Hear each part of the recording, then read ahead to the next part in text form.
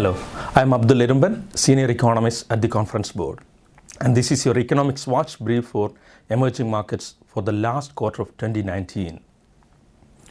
Despite a number of challenges in the economic outlook, we project a moderate rebound in emerging markets growth in 2020 up to 3.1% from its weak growth of 2.7% in 2019. GDP growth in China will improve from 3 to 3.4% and India from 5.9 to 6.3%.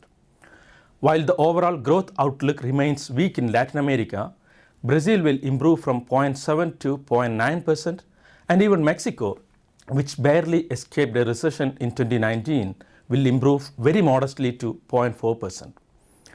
As we enter the last quarter of 2019, the year has been hard so far for many emerging economies. In particular, China and India had setbacks in output growth in the first half of the year, as the manufacturing downturn deepened amid weakening trade and global value chain restructuring.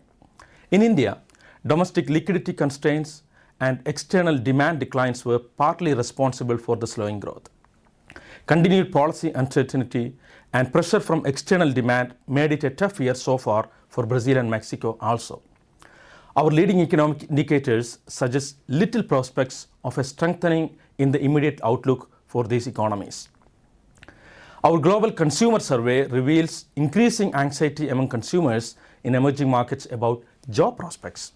However, the level of confidence, particularly in emerging Asia, including China and India, remains high.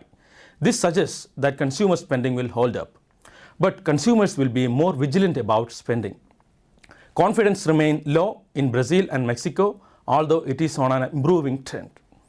Investment growth has been subdued in large markets, reflecting declining business sentiment in contrast to consumers remaining more optimistic about economic conditions. Nevertheless, the industrial downturn is bottoming out.